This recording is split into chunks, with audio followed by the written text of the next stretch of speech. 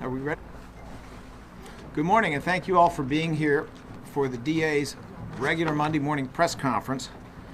We do have a special topic today, and that is business and residential corridor safety and the collaborations that are underway and will continue to be underway, and next steps towards business and residential corridor safety. There are three main points that we're trying to drive home today. And the first is that the DA's office remains committed to working with the Philadelphia Police Department, our state and federal law enforcement partners, to prioritize safety along business and residential corridors.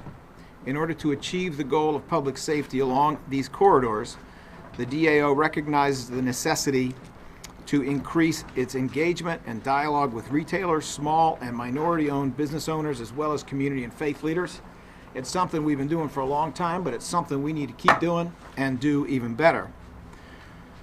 And finally, while the DAO remains very data-driven in developing its policies and is constantly in search of best practices towards public safety and criminal justice reform, we also recognize that none of our partners, including us, always gets it right, and therefore we remain committed to making the necessary clarifications, refinements, tweaks when necessary to increase transparency, trust, collaboration. Simply put, we want it to work. Here's a little preview of what we will be announcing today. We will be announcing the launch of the DAO's Organized Retail Theft and House Theft Task Force. This is a task force recently funded mid-year by City Council, and we're moving as quickly as we can to utilize those resources so that we can be effective as quickly as we can. We are also going to highlight the ongoing homicide non-fatal shooting unit's work with reference to crimes that are happening along business and residential corridors. More specifically, we're going to talk about the conviction of Tyrone Leech, L-E-A-C-H. But let me start out, if I may, by recognizing the many supportive, wonderful collaborators who we have with us today. We have with us, first of all, Joel Dales, the Deputy Police Commissioner, here from the Philadelphia Police Department. We have Phyllis Jones Carter, retail owner of the A Part of Me boutique. Thank you for being here.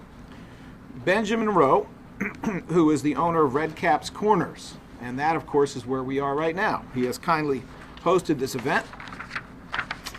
He sells superheroes, but thank you for today. You're our superhero.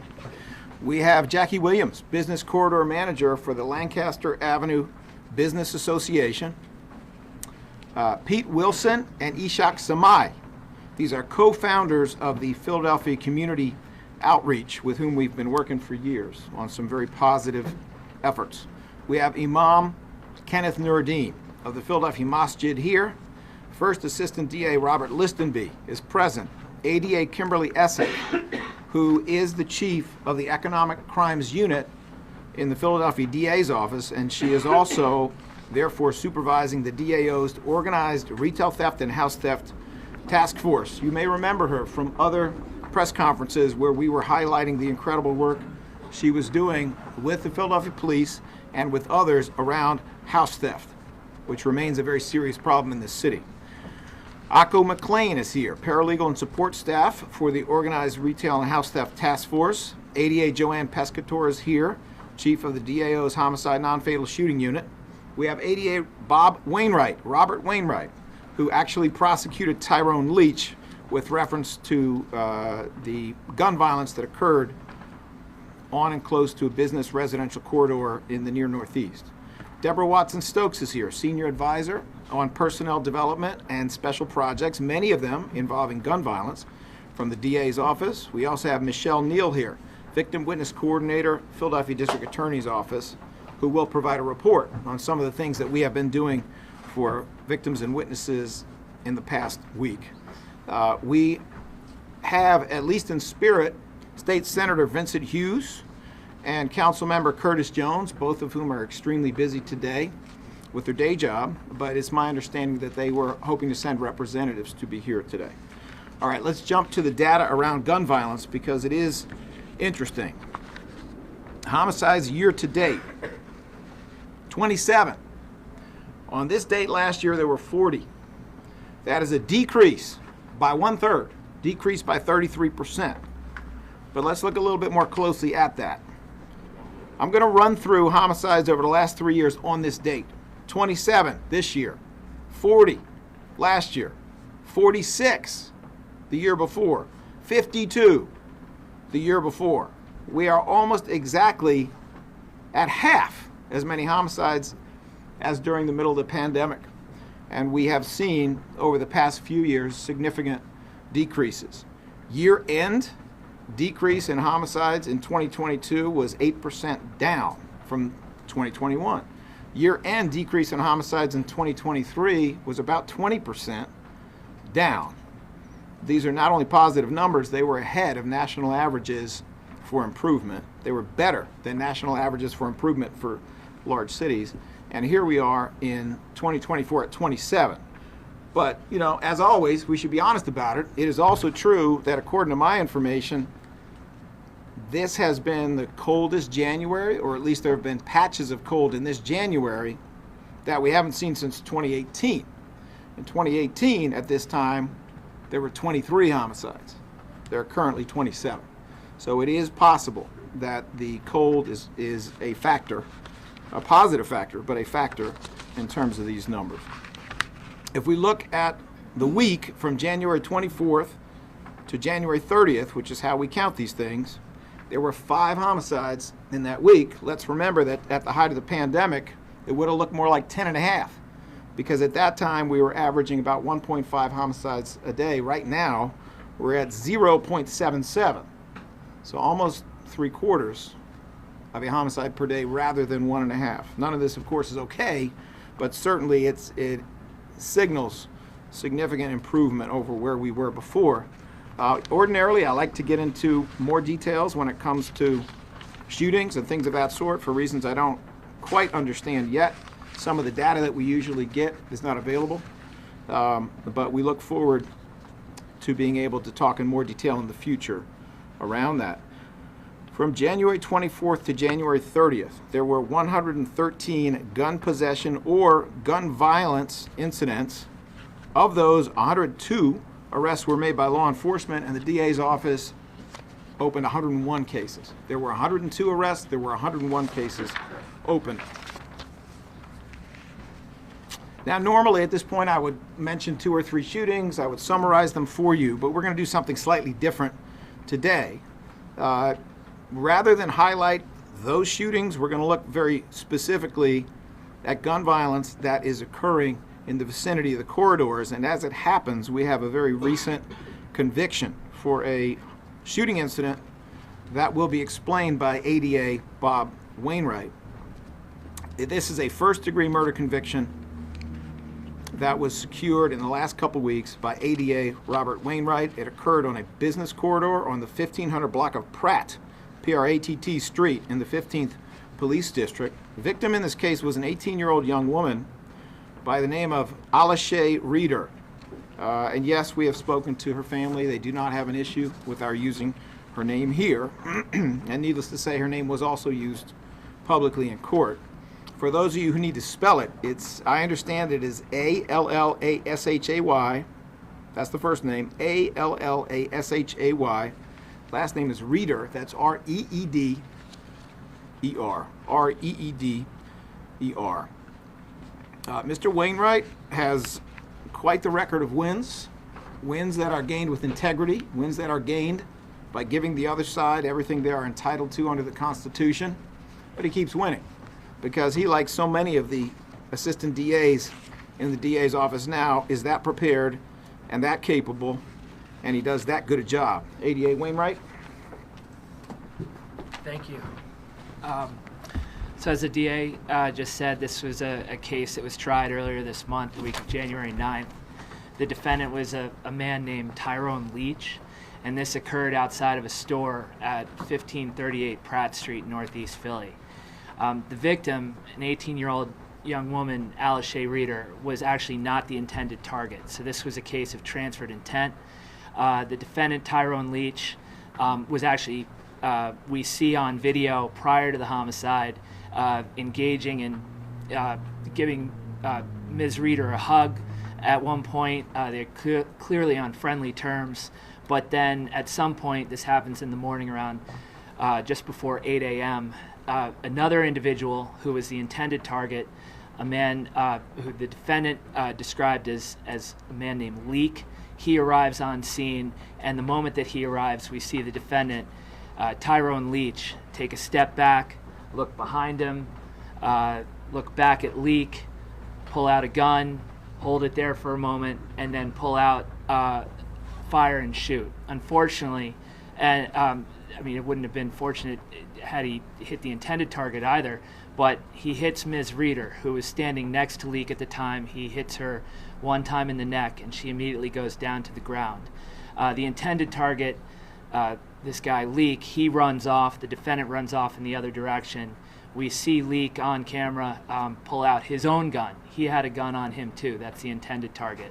But he pulls out that gun well after Ms. Reeder's already been shot and the defendant's already run off. So it was a case that was tried in front of Judge Bronson early January, and the defendant was found guilty of first-degree murder for the murder of Ms. Reeder. He was also found guilty of the attempted murder of the intended target, as well as gun charges. Is that sufficient? All right. Sufficient for now. Obviously, if there are questions, we will address them at the end. Thank you, Bob. All right, at this point, I'm going to call forward Michelle Neal to provide an update regarding the work of the DAO's Victim Support Services Unit, which includes a report on our CARES unit. The CARES unit, of course, works intensively and early on with the families of homicide victims. Obviously, these cases affect and appear on business corridors. They also affect and appear in residential corridors, as we have just heard from Mr. Wainwright. And Michelle Neal will provide an update to give us a little bit more specifics consistent with privacy concerns about the activity in the office to support and to protect victims and witnesses. Michelle? Thank you very much, DA Krasner. Good morning, everyone. My name is Michelle Neal, and I've worked in the Victim Witness Department of the Juvenile Unit for over 20 years. Over the years, I have provided the initial outreach to victims whose cases will be heard in the juvenile courtrooms. My initial outreach usually involves a telephone call, a text, and a letter. During this engagement, I explain victims' rights, the criminal justice system, its process, current procedures, notifications, and outcomes, as well as aid in the gathering of documentation for recovering financial losses and other crime-related expenses which are not covered by insurance. Throughout the years, I've worked with the various community-based agencies that will assist crime victims with support services, court accompaniment, crisis counseling, emergency needs, and assistance in filing victim compensation claims. These services are recommended and tailored based on the victim's need as they navigate the court process. This partnership ensures that we provide the best social services to all victims, witnesses, and family. For example, in 2 of my outreaches last week, talking about the whole corridor, I spoke with a victim from a educational institution regarding defendants accessing the building and smeared the doors and floor in the hallway with paint and graffiti on the walls. Apart from discussing the services that I listed above, we discussed services that are available throughout the city to assist with the removal of the graffiti, etc. In addition, we talked about prior comments, submitting a victim impact statement, and receiving restitution to cover out-of-pocket expenses. Another outreach call was from a well-known retail store, retail theft that not only included theft of the merchandise, but also damages done to the property. My conversation is very similar to the previous outreach. The difference is that the victim is self-insured, and as such, he's looking for compensation not only for his merchandise, but for the damages done to the property. In both cases, I connected and collaborated with community agencies to provide additional social services. At the end, we care for victims' physical, emotional, and financial needs after a crime. I will now provide you with a brief update on CARES. As you may already know, CARES stands for Crisis Assistance, Response, and Engagement for Survivors. And the objective of CARES is to provide comprehensive immediate advocacy and support services to survivors of homicide. That being the case, the CARES team provided to 4 families during the week of January 27th to February 2nd and provided 12 services to all families. Thank you very much for your time.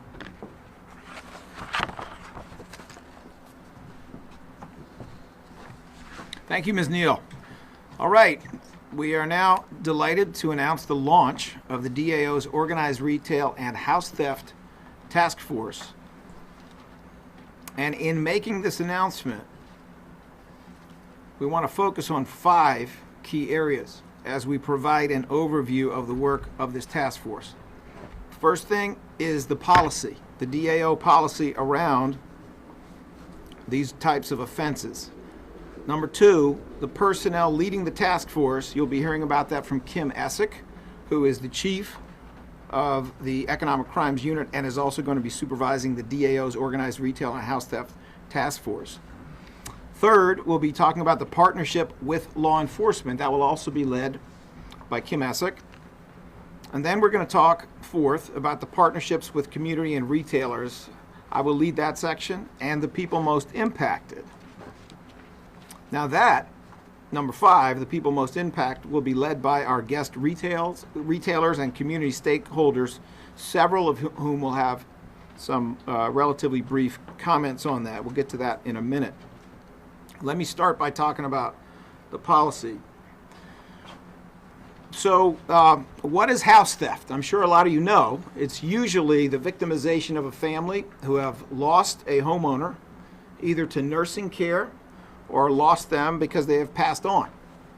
What has been going on for many years in Philadelphia, and what we have extended quite a bit of effort to try to get at, but frankly, we needed more resources for it, is the reality that in a city that is famous for a high level of home ownership, that's one of the best pieces of economic news about the city. If you go back a few decades, we were starting to see more and more destabilization of certain neighborhoods. When a house would be stolen, and then tenants who didn't know it was stolen would sign a lease with the thief and move in, placing police in a very, very difficult position to deal with phone calls from the neighbors saying, how come people are in Mrs. Jones's house? What made it even worse, of course, is that the homeowners, because it's a civil matter, are not entitled to a free attorney. Homeowners, or the family of a homeowner, are often financially strapped. They don't have the money. It's hard for them to go hire a lawyer to try to untangle all of this. The damage that is done by house thieves is considerable. It is problematic. It is bad for the city in every way, and it attacks the generational wealth of the families that own those homes. So we are excited to continue that work, which has been done extremely well by Kim Essick and by PPD and other partners. But frankly, we need more people. We need more money. We need to be able to have more people who can work on it full time. Because we know that a lot of these houses are making their way to legitimate, or maybe legitimate, wholesale dealers in real estate. And all of the related professions around that, things like title search investigators, title search insurance companies, people who do closings, real estate lawyers, developers, people who do construction, they should not be involved in a process where people are being ripped off for their homes. Second, of course, is we have a significant problem with retail theft in the city of Philadelphia. The statistics support that. It is a national phenomenon, but that doesn't make it okay. And we need to work together and collaborate to do everything we can to get behind that. So, in terms of policy, the DAO's retail theft policy is going to be updated. It will be refined, and it will be released in the next 7 to 10 business days. I do want you to understand there's been a false narrative out there for some time, repeated and repeated and repeated by certain people, that the DA's office does not prosecute retail theft below a certain value. That is false. That has always been false. That has never been the case. What the policy actually said was that below a certain dollar value, we would prosecute these cases as summaries, which we have done, and a summary offense can put you in jail for up to 90 days. It's actually no joke. But having said that, there has been so much of a false narrative around this dollar amount and this false repetition of the notion that we don't prosecute these cases, that our new policy will take that distraction away by not referring to a particular dollar amount. We realize that the language has been misrepresented, and we don't want there to be any confusion about what the policy is. The new policy is going to focus on three main buckets. The first one is fencing operations. As we've discussed before, fencing, meaning the purchase or the receipt of stolen goods for resale, has in the last 10 years become a much bigger problem, partly because of the existence of the internet and the reality that you can have a warehouse full of stolen goods where they are sending all over the country millions of dollars worth of stolen goods and also supplying them as a black market source of wholesale to corner groceries. This has to stop, so part of the bucket will be going very vigorously after fencing operations, often fencing operations that are led by people who are making a whole lot of money doing it. The second thing is we need to go after prolific offenders, people who do a retail theft and they just keep doing it and doing it and doing it, no matter how many times they are arrested and locked up. And third, we need to talk about what's really going on with the largest portion of people who are engaging in retail theft. And we need to talk about ways to make the public safe by fixing the underlying issues. We know that these underlying issues might look like homelessness, but in reality, what you're looking at is usually addiction and the motivation to steal in order to support a drug habit that many of them would love to be able to shake to get behind them.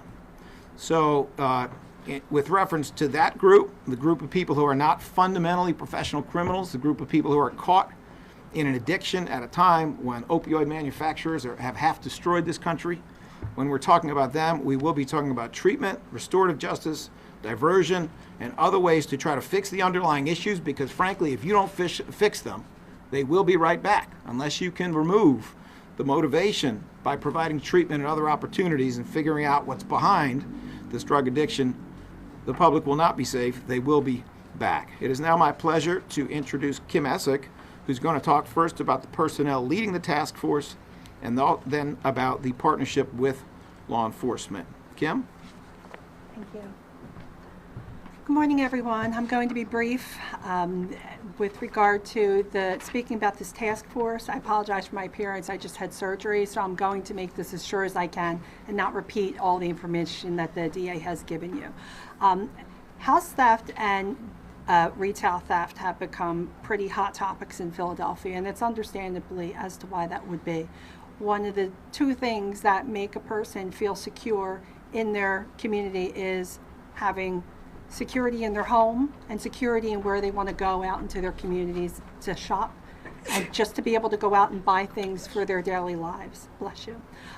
With regard to retailers as well, they need to be secure in their business, that they can open up their shops every day and be secure that they're going to be able to sell products and that their employees are safe and that they're safe and that the community is safe.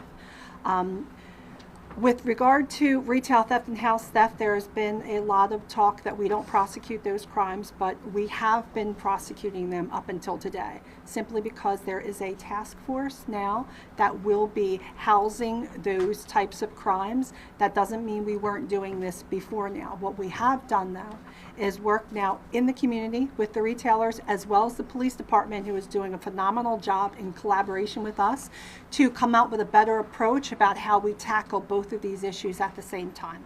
To that end, City Council has funded a task force that I will be supervising. I would have actually more DAs here with me today, but we already have 3 who are on the task force right now, who are currently in court prosecuting those very crimes for people who are what we consider prolific retail theft offenders. Because while we're only speaking about this here today, we have quietly been doing the work, and those in the community, in the business community, as well as the police department can attest to that. I will let the police department tell you at a later time. We'll probably come back and speak at some later date about all the work that we've been doing since it's just been getting off the ground, but we have been working together in order to better and more efficiently fight these crimes, both for house theft as well as retail theft. So far, we have 3 members of the district attorney's office who are on the task force. We just had 2 more accept the position. We have an external position posted, so we are still taking resumes in order to fully fund this task force. We have Akko here with me today. She has come to the unit to be basically my support and backbone in order to collect all the data that I'm sure people are going to want to hear about later on down the road, so that we will be more adequate and able to come to these podiums and tell you about the work that we've been doing for both house theft as well as retail theft. And we hope to have more detectives as well. We really want to focus as much as we can on the top tier of the fencers, because unfortunately what we have found is they are utilizing people who have drug addiction in this city to their own benefit, and using them in order to get them the product that they want to sell illegally, either in other stores, on the street. At times they even go door to door and knock on someone's door and ask for a list, and then send their people out to collect product for them. So this is what we're looking to combat. We hope to be able to secure more detectives for this as well, so that we can do a lot more of our own internal investigations. We already have been collaborating, though, on those fencing operations with the police department. Thank you very much. Kim Essig told you she had surgery. She didn't tell you why. It's because she's been punching out professional house thieves and professional retail thieves. Thank you for your service. It's very appreciated. All right. So I think it's very, very important to understand that the nature of the partnership that we see going on, and that we hope will get better and better, involves listening to community and business owners, listening to their issues and trying to see how we can get around them. Just today, I won't say who, I won't embarrass the person, but just today I heard something from a retailer here as we were getting ready to do this press conference that was frankly jaw-dropping. There's a gap in the system that was revealed in that conversation, and that's why it is so important that we're in the same space, that we're talking to each other, that we're not siloed. And I say that with reference to all of our law enforcement partners, but even more importantly with community, to see what the experience is. It is, after all, our job to provide these services, to try to protect them in any way that we can. And if we do not hear from the people most affected, then we will not be able to solve it. I would also like to point out that we have been in close contact by deploying members of our community engagement team, which is under the DAO's External Engagement and Government Affairs Division, led by G. Lamar Stewart. We have been communicating with shop owners and people who work on business corridors for a number of years, including during the unrest after the murder of George Floyd by Derek Chauvin. Obviously, we needed to engage store owners who had suffered losses and gone through a lot in that period. That was extremely helpful to us, and that's something that we are hoping to continue to do, and to do even more effectively. I'll have an announcement on that in a minute. But it is now my pleasure to introduce several people who will speak briefly, a couple minutes or so, to give you some insight into this partnership and our efforts as we work together, and some of the things that have already been going on. And they will be 6 people or groups of people who will be speaking. The first is Jackie Williams, who is the Business Corridor Manager of the Lancaster Avenue Business Association, known as LA21. The second will be Phyllis Jones Carter, a retailer and owner of the A Part of Me boutique, with the very, very fashionable red glasses. As someone who really loves nice glasses, I want you to know I appreciate them. And then we will have Benjamin Rowe, retail owner of Red Cap's Corner, where we are right now. And speaking of superheroes, we will have Pete Wilson and Ishak Samai, co-founders of the Philadelphia Community Outreach, after that. The last two speakers will be Deputy Commissioner Joel Dales from the Philadelphia Police Department, and thank you for being here, and resident Imam Kenneth Nuruddin from the Philadelphia Masjid. It is my pleasure at this time to call forward first Jackie Williams. If you forget where you are in order, don't worry. I'll get back up if there's any confusion. Jackie Williams, and then Phyllis Jones Carter, Benjamin Rowe, Pete Wilson, and Ishak Samai, Joel Dales, and Kenneth Nuruddin, Deputy Commissioner Joel Dales, and Imam Kenneth Nuruddin. All right, thank you so much. Good morning. Still morning, right? Good morning. Jacqueline Williams with LA 21, and I have in support three of my cleaning ambassadors. LA 21 has a contract with the Commerce Department to clean from 34th to 52nd, and these are some of our cleaning ambassadors. They help to keep the corridor clean. We know that a clean corridor is a more safe corridor. So I just want to, Amir is here, Scott, and also Kira. And also we have a couple of our businesses. Mary Barnes is here. Thank you, Mary, for coming. Also, our representative from Antonio's. And thank you, Antonio's, for the hoagies. Antonio is a new business here on Lancaster Avenue, right across the street. And we love his hoagies, and everybody likes his hoagies. So I just had to say that. So thank you for coming and doing giving us a donation of hoagies. LA 21 is continuing to work collaboratively with the DA's office, with the CLC, and of course with our small businesses. What we do is we support small businesses, home-based businesses, and businesses here on the corridor. We provide technical support, and we help them with the issues that they will have. We know that small businesses have issues, and we're here to help them. And with the CLC collaboration, that is also help with security. We know that on Lancaster Avenue there are hot spots, we call them hot spots, that have some activities. And so we have worked collaboratively with CLC, with the PPD, and the DA's office to help those hot spots get a little bit warmer, in fact cold, so that there's not as many different activities that are not, that we don't want to be on the corridor. So thank you so much for being here, and we appreciate all the support and all of the activities that we are working with the DA, CLC, and our other collaborative partners. Thank you.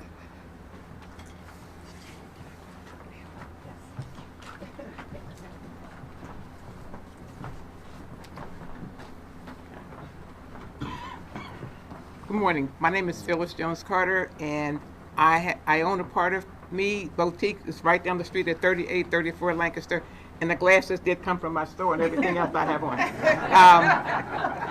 I started my business by happenstance. I just retired from the Department of Corrections, PA Department of Corrections as a program manager after 37 years with the Commonwealth.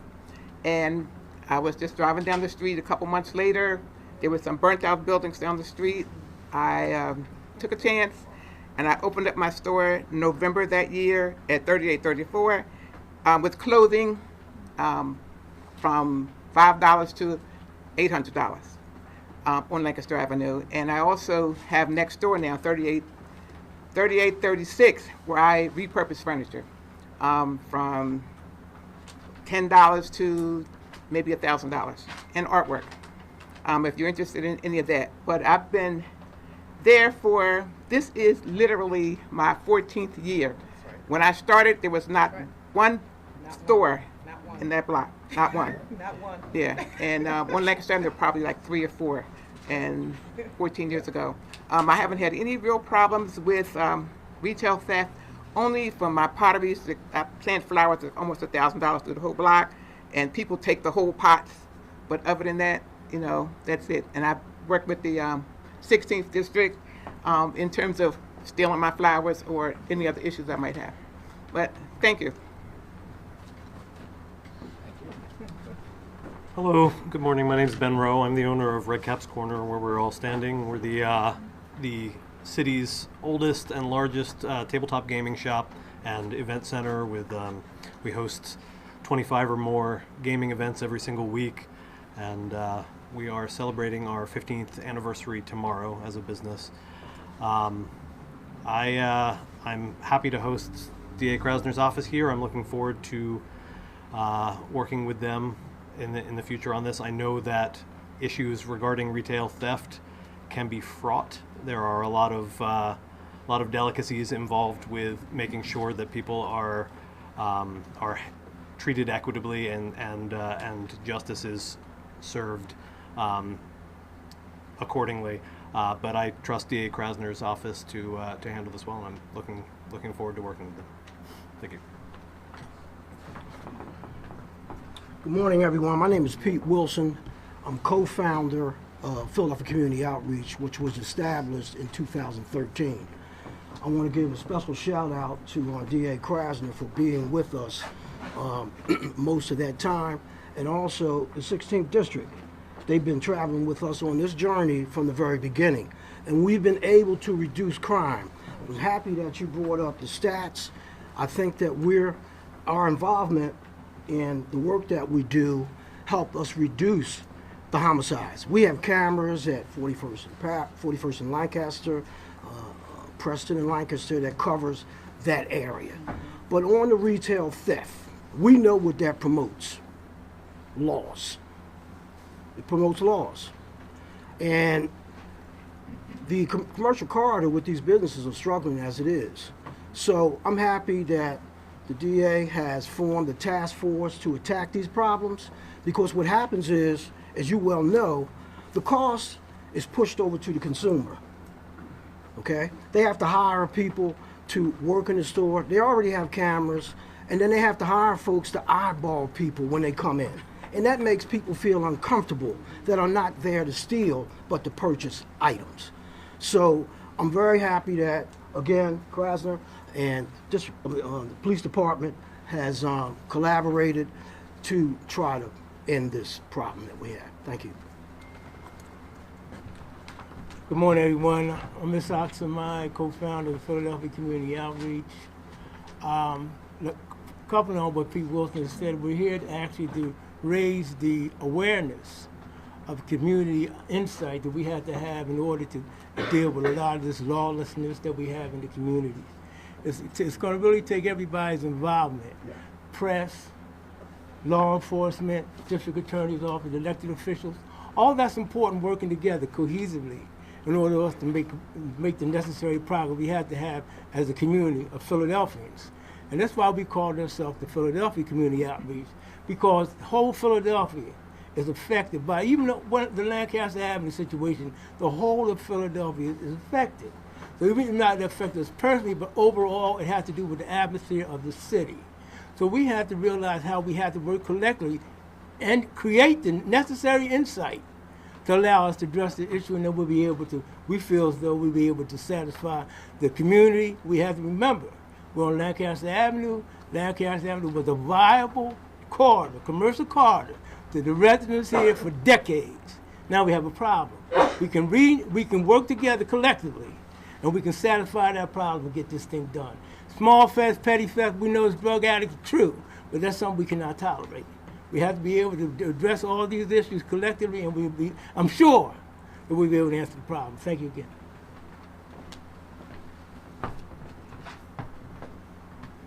Good morning. On behalf of Police Commissioner Kevin Bethel, I want to emphasize our strong support for our local businesses and residents. We are dedicated to ensuring the safety of both commercial and residential areas in our city. PPD will continue to collaborate with the District Attorney's Office, our local, state, and federal partners, as well as the community. That is why we're here today. We recognize that creating a comprehensive safety network requires teamwork. As part of Police Commissioner Bethel's 100-day plan, PPD aims to enhance our Footbeat initiative in the business and residential corridors. Visibility is crucial. By continually using a Footbeat model with steady assignments, officers will actively connect with community members through initiatives such as park and walks, which is in addition to the assigned Footbeats, and also business corridor safety checks. This strategy aligns with Mayor Parker's safety plan and our belief that being present in our communities is essential for creating a sense of security and deterring criminal activities. So let's move forward together, committed to safeguarding our businesses and residents and ensuring the well-being of everyone in our city. Thank you.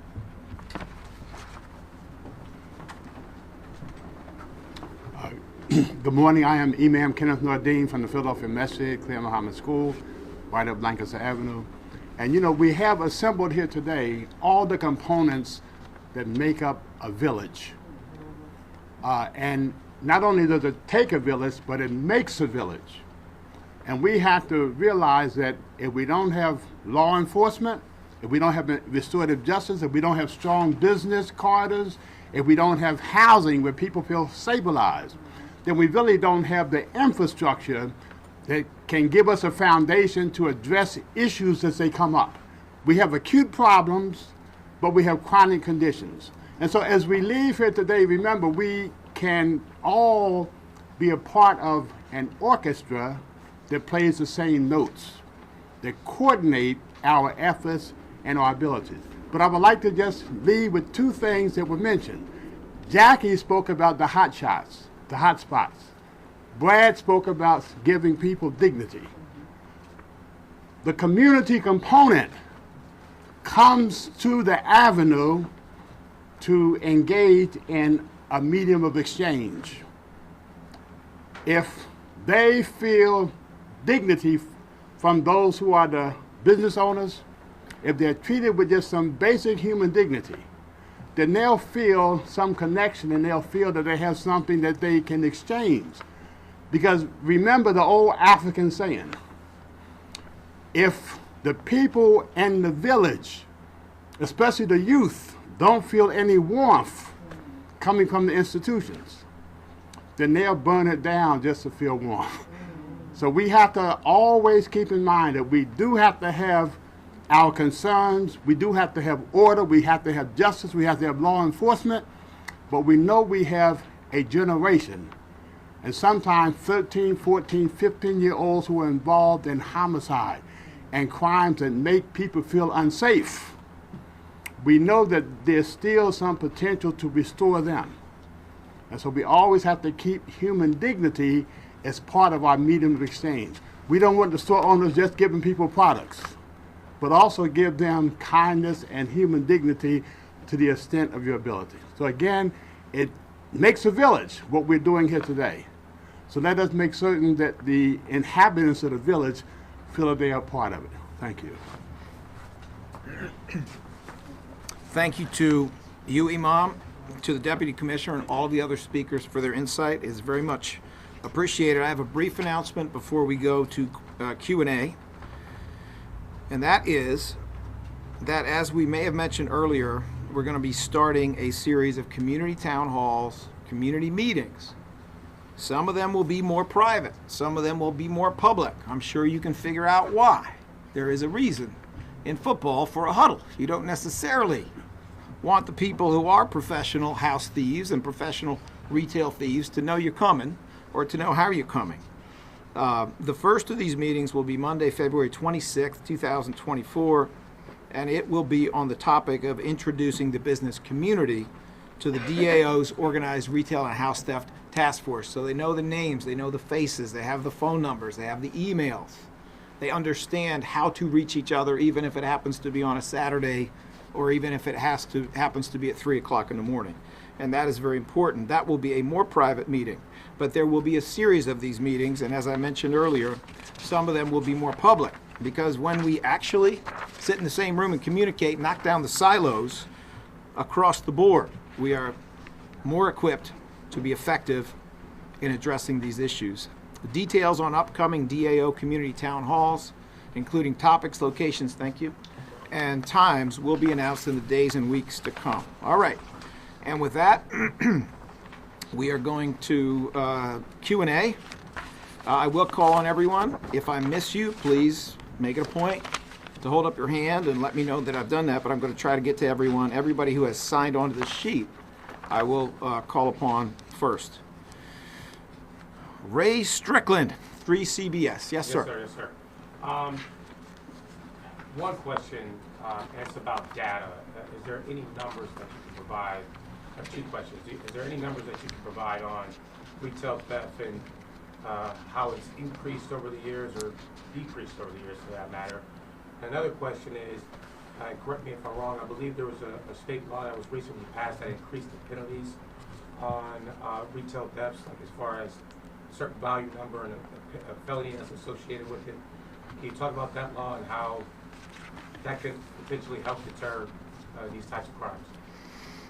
So let me go to the first part of your question first. In terms of data, I would say the most basic, simplest piece of data to look to would be the year-end reports for last year having to do with different crimes. What you will see when you look at that is generally good news, but not in terms of retail theft. More specifically, if you look at the PPD's publicly available database, and it still contains the weekly reports, which if you look at the final week, week 52, I think they called it week 53 because it overlapped the beginning and end of the year. What you'll see there is what happened to different types of crime. Retail theft is a separate category on that list, and it was up very substantially last year. The number at the end of the year, I don't remember offhand, it was probably up something like 75%, something or 50%, something along those lines. But it is available. In terms of a lot of the other areas, we saw spikes in car theft and in retail theft. Almost every other category of property crime was down or flat. And we saw within the violent crimes listed, all but one were down at the end of the year. And if I recall correctly, the one that was up about 1%. So while there was a lot of good news, it was not good news in terms of car theft. It was not good news in terms of retail theft. If there is more data that you want, we can try to go back and get you some more data on that because we are very interested in that data as you are. Your second question was about whether a state law has passed recently that would change some things. I am aware of there having been a proposed law, but let me check with ADA Essick in case she knows what its status is at this point. Do you know about that? Yes, I do. Thank you. So first, I do want to say something about the data as well, just to put everybody on notice that we will be collecting data, the regular data that we collect. The police department collects data, but in our collaborations with the police department, we're both aware and we want to warn you in advance that you are probably going to see a spike in retail theft crime data that's going to come as a result of our collaboration. Not necessarily that more retail theft is being committed, but that now more retail theft is being reported and prosecuted due to the collaboration that we have ongoing. So what we did find in our meetings with retailers and local businesses is that they weren't reporting a lot of the crime, but they are now. So that it will actually look like it's getting worse before it gets better. So I just want to put everyone on notice of that if 6 months down the road there is a major increase, it's actually going to mean that we were working harder, more collaboratively, and then later on it's going to go down as we now deal with those most prolific offenders, and those who deserve to be taken off the street get off the street, those who need to be in programs get the help that they need. As for this state law, there is a state law that's passed. It's not necessarily going to affect what we're doing in the value. We have the value that's in the statute that we work with. We can look to it. That will go when we get higher up the chain for more organized retail theft in terms of online selling and a value such when you have a business. There was recently a big bust that happened where bank accounts are filled with like $15 million. So it's going to go towards that you'll now be able to go after the fences and get them on a smaller value amount. I believe it's $5,000 is the new number. We will look to that statute, but we already have the tools that we need to work with right now as it is under our current statute as well. Thank you, Kim. Channel 6 ABC, Jay Backer. Did I mispronounce your name? Yeah, you're good. I got it? Okay. 10 NBC, Isabel Sanchez. She just walked out. She has to get on air, but I have a question, if I may. Yes, please. She was just asking for Spanish. Actually, we're going to knock this out for 2 if we can, NBC, because I needed to.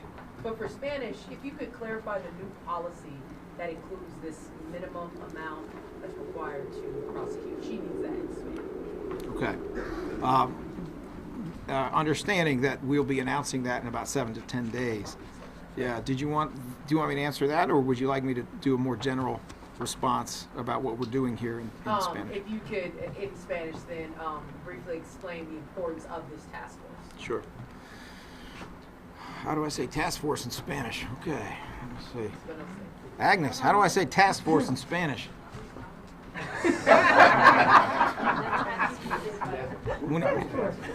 All right. We'll say it in English. That'll work. Estamos aquí para anunciar un grupo, un equipo en la Oficina de Fiscales de Filadelfia que va a proseguir casos donde roban una residencia, una casa, o casos en donde están robando tiendas de su propiedad. Y tenemos aquí uno de los jefes de la policía, mucha gente de tiendas y de la comunidad que están trabajando juntos con nosotros para mejorar los arrestos y lo que pasa en corte en cuanto a estos casos. Does that work? That's for, actually, you didn't call me. I won't cut. Okay, thank you. All right, very good. Let me see. Leah Uko. Oh, I'm a little different today. It's me. is Hi. it Uko? Yeah, you Okay. always say that every All time. right, Yes, very it is. Just a question. What you touched on this, but I just need a little more concisely. What made you come about this task force now? Because is it safe to say because of the increase we saw and the trend, and then also what made you come about wanting to refine the language? You're not really changing the law, you're saying, you're just refining it because there's confusion, right? Can you kind of touch on that just a little concisely? Sure. So it's obvious from the crime data around the country and the crime data in Philadelphia last year that we need to go vigorously against areas of crime that are increasing. Retail theft, it was a real problem last year. It's something we need to address, as was car theft. And so we are placing a new effort in motion to work with community to come with better solutions to deal with retail theft. The law around this topic has not significantly changed, but we will be announcing some refinements to the policy that we've had so that the public will understand in detail how it is that we are trying to separate out the people who are in need of treatment in order to make sure they don't do this anymore from the people who are in need of a jail cell in order to make sure that they don't do this anymore. Thank you. You're welcome. All right, Kelly Rule from Channel 29. So I also have a question about the state law, and just making sure I understand it correctly. So if a person is arrested for retail theft once, it's a summary offense. But if they're arrested a second time, according to state law, it bumps up to a misdemeanor? It's a little more complicated than that. That is correct, but it's not complete. So the way the law was written, and this was passed a few decades ago, it said that if you have no prior conviction and the amount that is taken is less than $150, understand with inflation that would now be about $800. But at the time, if the amount is less than $150 and you don't have prior convictions, then the highest level at which it can be charged is a summary. If you have a prior conviction, it's a second offense, then the highest level at which it can be charged is a misdemeanor. If you have two prior convictions, and again, it's a little more complicated according to value. If you're stealing something worth thousands of dollars, that can be a higher level offense from the first offense, right? But if you have two prior convictions and it's a relatively low value item, the highest level at which that can be charged is a felony. And that's how things used to be done. Is your office keeping track of people that are arrested more than once for retail theft? Yes, we, all of that is available on what is usually publicly available court records. We do keep track of it. A lot of what our data team does is not the original entry of data, but it is harvesting data that's already out there. So the short answer is yes, we are keeping track of it. We're looking carefully for patterns. We did this a few years ago, and we actually found that the number of people who were committing 2 or more retail thefts within a period of time, let's say a year or two, was quite small. It was something like 4 or 5%. But things change, The studies that you do during the pandemic may not yield the same results as what you do now for a whole variety of factors. So we continue to gather data, and that data is going to help us in order to come up with some of the refinements, some of the clarifications, so that people will understand exactly where we are. Looking at the data from the December of last year, so it wasn't year-end data, but the numbers from the police department, their arrests and showing, felony misdemeanor numbers compared to yours, there are huge gaps there. So is that saying that, police are saying they were suggesting that someone should be charged with a misdemeanor and then it was moved to a summary offense? Like, why are there discrepancies in those numbers? Well, I can tell you that it is one of the jobs of the police to make recommendations about charges, and it is our job to decide the charges. It is common that we agree with them. It's common that we disagree with them on certain things. And so, a lot of our job is to try to figure out how to make the public safer, and one size doesn't usually fit all. If you're dealing with people who are fundamentally not criminals, but they are addicted and they're doing things that they will stop doing. If you can get them treatment, then you should be making the public safe by trying to go in the direction of treatment rather than a jail cell. If you're dealing with people who, no matter what you do, are going to keep committing the crime, they get a jail cell. That's how it should be. We have found this approach to try to separate out the people who have an issue, whether it is the medical issue of addiction or an issue around psychological issues, or they're suffering from trauma that was never addressed. Those people can be steered in the right direction one way, and a jail cell will not fix that. But on the other hand, if you're dealing with people who are making a profession out of crime, they need a jail cell. That's just how it is. All right. Sherry Stone, Philadelphia Tribune.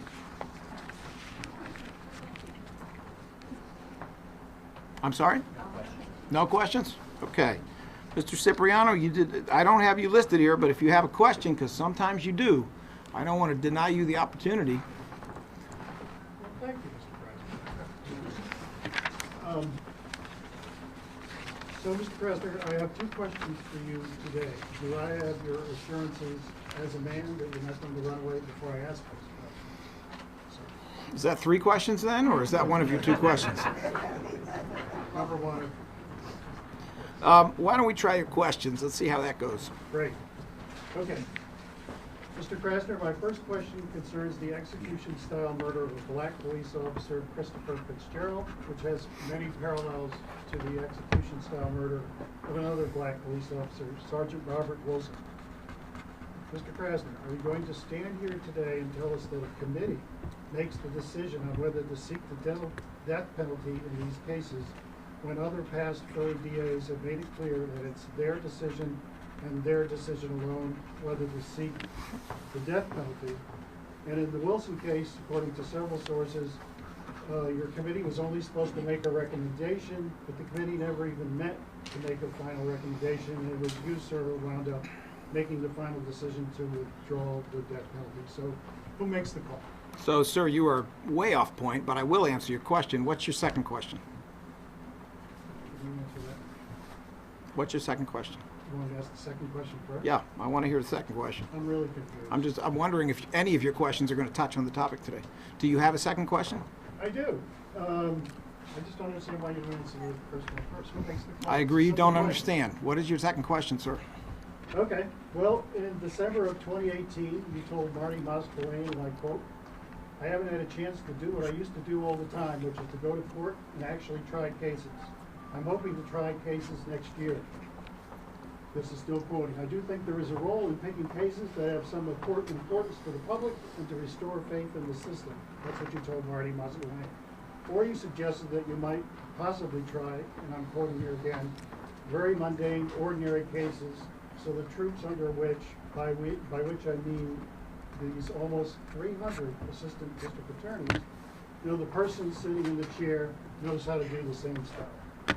So in your apparent zeal to try a case, wouldn't it be morally and practically correct for you to try your first case ever as a prosecutor in your 40-year plus legal career, for you to follow the law and prosecute Miles Pfeiffer for the death penalty in light of the multiple aggravating factors in the case and the family's publicly stated desires to seek the death penalty?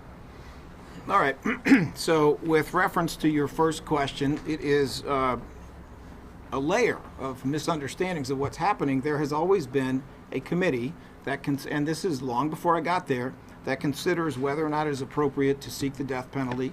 That committee followed a process. That committee is very much like the committee we have now, which involves a lot of senior people who have a lot of experience when it comes to homicide matters, and they make a recommendation to the district attorney, who ultimately makes the decision whether or not to seek the death penalty. In the Fitzgerald case, no decision has been made. There has been no presentation made yet to the committee, because that presentation requires input coming from the defense as well as coming from the prosecution. That's how it's supposed to be done. That has not happened, that will happen, and after that occurs and after recommendations are made, a decision will be made. With reference to your question about my interest in trying cases, I am actually very interested in trying cases because I miss it. It's something I did for 30 years. I love to do it. It was actually what I love most about being a private attorney. And since you ask, I may as well relay that I have actually made a decision to prosecute a particular case myself with assistance, and that will be the case of Elias Diaz, who you may recall has been arrested after some 20 years of getting away with a strangulation murder and a series of rapes and attempted rapes on the strength of new and previously unavailable forensic evidence. I think it is a case that not only is of great importance to the city because of the terror that Mr. Diaz caused in various communities, because of the length of time since these crimes occurred, but I also think it is a case that makes it crystal clear why the city needs to have a proper and serious forensic lab. And we do have good people in our forensic lab who do good work.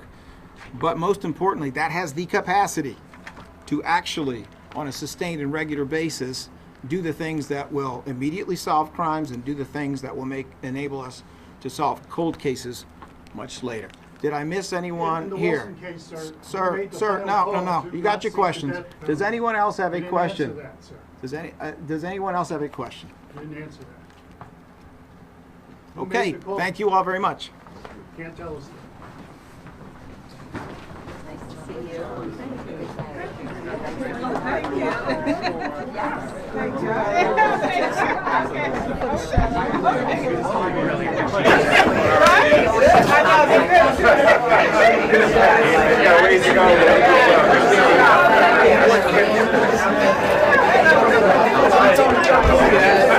Yeah, I'm good, team.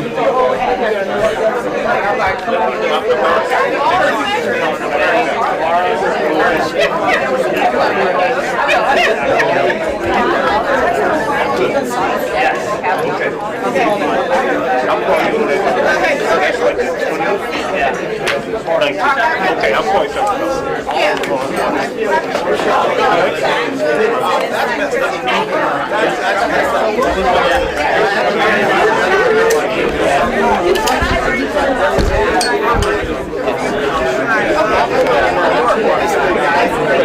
I'll do that right